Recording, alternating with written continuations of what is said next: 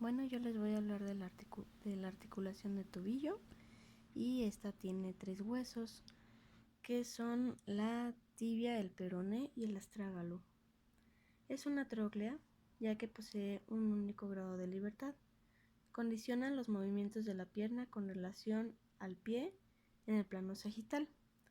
Esta tiene 3 ejes. Tiene el eje transversal, que sería este, el eje longitudinal de la pierna, que sería este, y el eje longitudinal del pie, que sería este. Vamos a hablar de cada uno de ellos. El eje transversal pasa por los 2 maleolos. Los maleolos estarían por aquí. Y corresponde al eje de la articulación tibiotarsiana. Condiciona los movimientos de flexo-extensión del pie que se realizan en el plano sagital.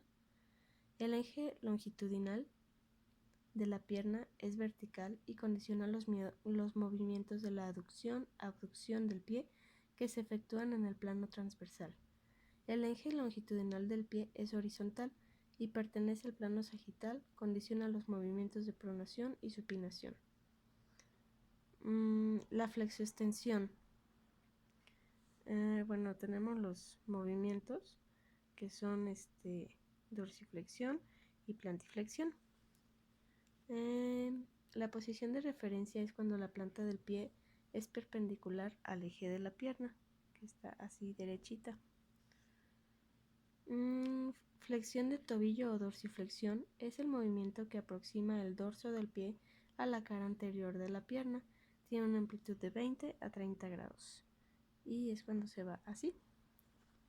La extensión del tobillo o la plantiflexión aleja el dorso del pie de la cara anterior de la pierna y esta va de los 30 a los 50 grados.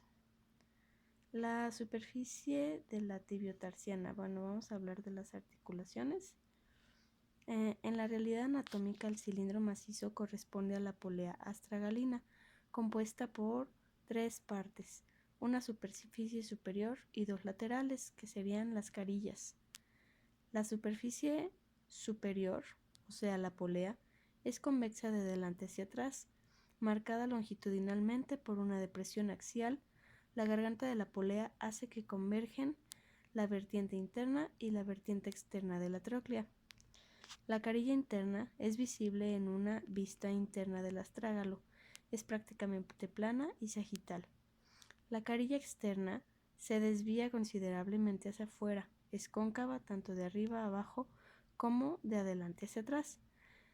Las 2 caras laterales de la polea astragalina están sujetas por los maleolos y tienen unas diferencias. Estas son: el maleolo externo es más voluminoso que el interno, desciende más abajo y es más posterior.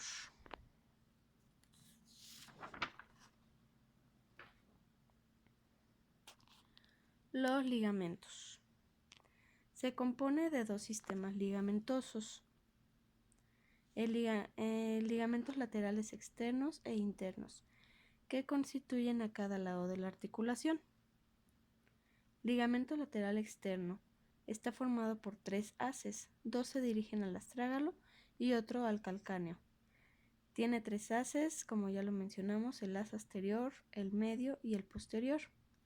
El ligamento lateral interno se divide en superficial y profundo. El plano profundo está constituido por el haz anterior y el haz posterior. El plano superficial forma el ligamento deltoideo. Los ligamentos laterales aseguran la coaptación pasiva y los músculos actúan como coaptadores activos. Esto va a hacer que no se luxe el pie o se nos vaya de vacaciones. Y los 2 sistemas accesorios son el anterior y el posterior. Seguimos hablando de los ligamentos. El anterior une la superficie tibial y la rama de la bifurcación del yugo astragalino. El anterior, formado por fibras de origen tibial y peroneo, que convergen hacia el túbulo posterior del astrágalo. La flexibilidad anteroposterior del tobillo y factores limitantes de la flexoextensión. La amplitud de los movimientos de flexión y extensión dependen de los factores óseos, de los factores capsulo-ligamentosos, del factor muscular. Y cada uno de los factores óseos En la flexión máxima, la cara superior del cuello del astrágalo impacta contra el margen anterior de la superficie tibial. En la extensión, los tubérculos posteriores del astrágalo contactan con margen posterior de la superficie tibial. Los factores capsuloligamentosos. La parte posterior de la cápsula se tensa como los haces posteriores de los ligamentos laterales. En la extensión, la parte anterior de la cápsula se tensa. Y los factores musculares, aquí es la resistencia tónica del músculo tríceps interviene antes que los factores precedentes descritos. En la extensión, la resistencia tónica de los músculos flexores limitan la extensión. Estabilidad transversal de la tibiotarsiana. La estabilidad se debe con un estrecho acoplamiento. Verdadera unión entre espiga y mortaja. La espiga astragalina está bien sujeta a la mortaja tibioperonea. Cuando un movimiento forzado de ABD dirige el pie hacia afuera, la carilla externa del astrágalo ejerce una presión en el malleolo peroneo. La mayoría del tiempo, el movimiento de ADD o inversión no conduce a una fractura, sino a un esguince del ligamento lateral externo. Articulación peroneotibial. La tibia y el peroné se articulan por sus dos extremos a la altura de las articulaciones peroneotibiales superior e inferior. La articulación peroneotibial superior se ve con claridad cuando se desplaza el peroné una vez seleccionados sus ligamentos anterior y la expansión anterior del tendón del bíceps. La articulación peroneotibial inferior demuestra la ausencia de las superficies cartilaginosas. Se trata de una sindesmosis. La tibioperonea inferior no une directamente los dos huesos. Permanecen separados por un tejido celuadiposo y este espacio se puede ver en una radiografía anterior.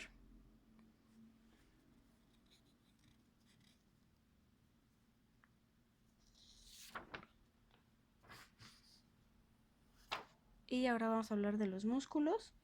La movilización del pie y del retropié se efectúa por los músculos flexores y extensores del tobillo. Tenemos situados por delante el transversal, por delante del eje transversal, los flexores de tobillo, que son los músculos externos del dedo gordo, el músculo tibial anterior, el músculo extensor largo de los dedos, el músculo tríceps peroneo. En la parte posterior tenemos los extensores, aquí están, sería el músculo tríceps sural, el sóleo, los gastrocnemios. Bueno, el tríceps sural está formado por estos dos, el bíceps femoral, el músculo de la pata de ganso. Y tenemos los abductores, que son el peroneo corto y el tercer peroneo. Y para los aductores o supinadores tendremos el tibial posterior, el tibial anterior, el músculo extensor corto del dedo gordo.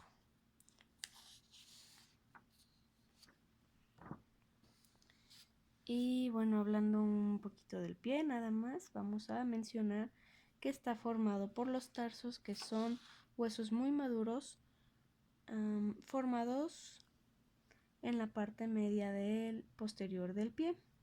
También tenemos los metatarsos, que se componen de 5 huesos metatarsianos, aquí están los metatarsos, que se enumeran en la parte medial del pie, y las falanges, que son los huesos más pequeños del pie.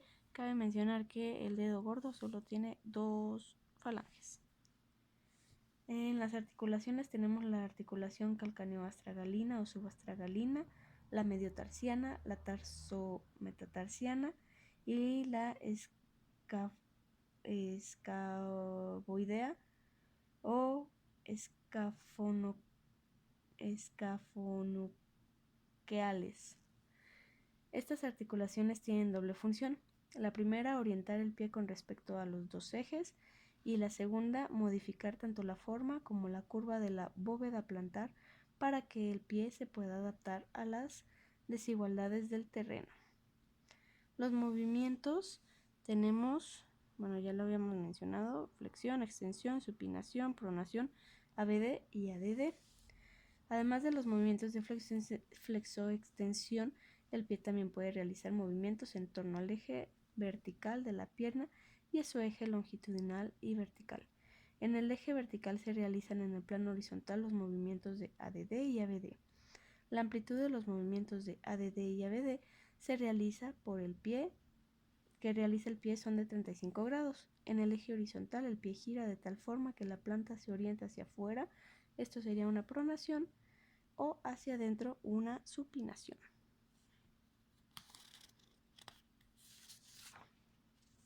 Y esto es todo. Muchas gracias por su atención.